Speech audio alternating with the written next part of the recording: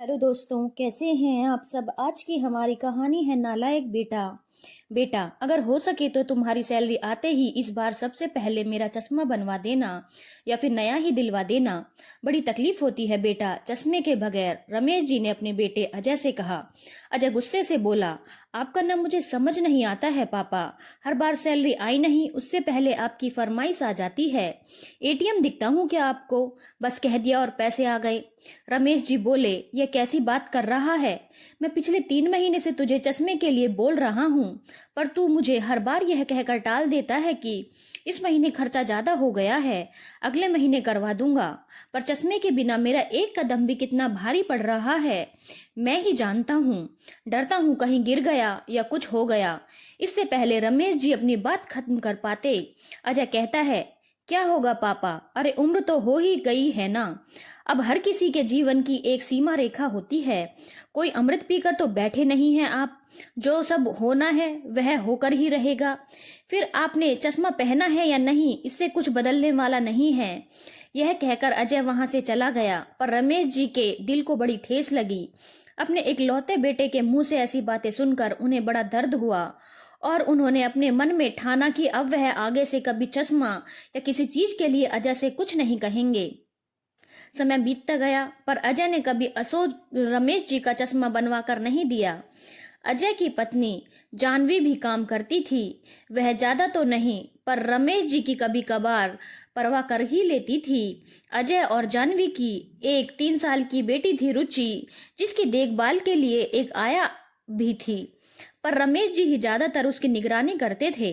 रमेश जी अपनी कोई भी जरूरत अजय को ही बताते थे, क्योंकि बहू से कहना उनको शर्मिंदा करता था। जब बेटा ही उन्हें दुत्कार देता है तो बहू से वह किस मुंह से कहें। पर जानवी जितना हो सके रमेश जी की जरूरत का ध्यान रखती थी। एक दिन जब जानवी दफ्तर से घर लौटी तो वह देखती है रुचि बार बार रमेश जी से कह रही है, दादू यह कहानी पढ़कर आप सुनाओ ना मुझे। पर रमेश जी उसकी एक नहीं सुन रहे, उल्टा उससे कह रहे हैं, जाओ तुम खेलो अपनी गुड़िया के साथ, मुझे तंग मत करो। जानवी को बड़ा बुरा लगा और उसने मन में सोचा, पूरा दिन तो बस यह घर पर ही ऐसे ही बैठे रहते हैं, पर एक कहानी पढ़ सकते नहीं हैं बच्ची के लिए। सच कहते हैं अजय, बाबूजी बड़े स्वार्थी हैं, बस उन्हें अपने आराम और अपने काम से मतलब होता है। फिर जानवी गुस्से में आकर रुचि से कहती है, चलो बेटा अपने कमरे में, मम्मी आ गई है ना, अब वह आपको स्टोरी पढ़कर सुनाएगी, आपको किसी की जरूरत नहीं। फिर जानवी रुचि को कमरे में ले जाकर कहती है, मेरे बच्चे को दादाजी कोई कहानी नहीं सुनाते हैं ना। कोई बात नहीं बेटा, आप ना अपने पूरे दिन की सारी विश याद करके रखना। मम्मा जब शाम को घर आएगी तब वह आपकी सारी विश पूरी कर देगी। आपको पूरे दिन अकेला लगता होगा ना। रुचि बोली, नहीं मम्मी, दादाजी मेरी सारी विश पूरी कर देते हैं। वह मेरे घोड़े भी बनते हैं, छुपन छुपाई भी खेलते हैं, लेकिन जब से उनका चश्मा टूटा है वह कुछ भी नहीं करते हैं। वह कहते हैं उनको कुछ नहीं दिखता, पर उन्होंने पापा से कहा है इस बारे में। पापा जल्दी उनको नया चश्मा दिलवाएंगे, तब वह वापस से खेलने लगेंगे मेरे साथ और मुझे स्टोरी भी पढ़कर सुनाएंगे। उनके रहते मुझे बिल्कुल भी अकेला नहीं लगता।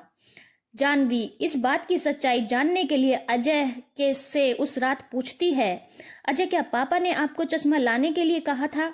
अजय, हाँ और क्या, पिछले 3-4 महीने से मेरे पीछे पड़े हैं। जब मैंने एक बार चिल्लाकर कह दिया तो दोबारा नहीं कहा। देखो बिना चश्मे के भी जी रहे हैं ना आराम से। पर नहीं, जब तक मेरा खर्चा न करवाओ उनको चैन ही कहाँ। जानवी उस वक्त तो कुछ नहीं कहती, वह चुपचाप वहां से चली जाती है। अगले दिन रुचि अजय से एक गुड़िया की मांग करती है कि जिस पर जानवी ने कहा, नहीं कोई फालतू का खर्चा नहीं करना अजय, बहुत गुड़िया है इसके पास। अजय, अरे जानवी, वह पुरानी गुड़िया हैं, इसका मन भर गया होगा उन सब से, अब इसके लिए ही तो कमा रहे हैं, एक गुड़िया नहीं दिला सकते? जानवी बोली, अरे नहीं नहीं, दिला सकते हैं हम इसको, हम इसके लिए नहीं कमाते। आज आप सब कुछ इस पर लुटा दोगे तो बुढ़ापे में एक चश्मे के लिए आपको भी इसके सामने हाथ फैलाना पड़ेगा। हम तो इसके शौक का पूरा ध्यान रखेंगे, पर अपने बुढ़ापे को इसके आगे भीख मांगकर और गिड़गिड़ाकर बिताना पड़ेगा। इससे अपने माता पिता का प्यार याद कहाँ रहने वाला है। तो बेहतर है अपने बुढ़ापे को अभी से बेहतर बनाने की कोशिश करें।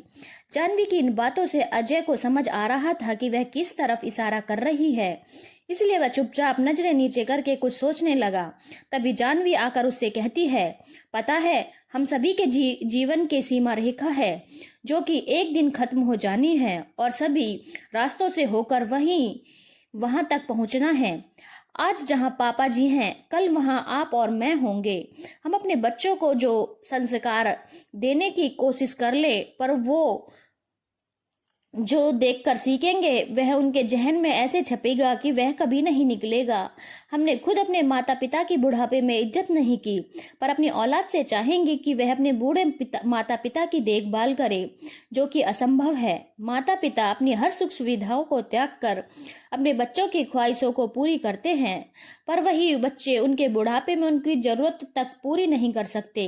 फिर अपने बच्चों से यह उम्मीद क्यों रखना?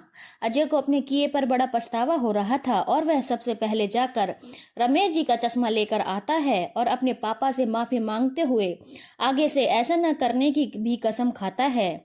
मेरी इस कहानी को पढ़कर काफी लोग कहेंगे कि असल जिंदगी में ऐसा नहीं होता, बहू इतनी समझदार नहीं होती, पर मेरी कहानी लिखने का उद्देश्य यही होता है कि कुछ सकारात्मक बातें आप सबके बीच लाई जाएं, क्योंकि नकारात्मक बातों के लिए बहुत सारे स्रोत हैं।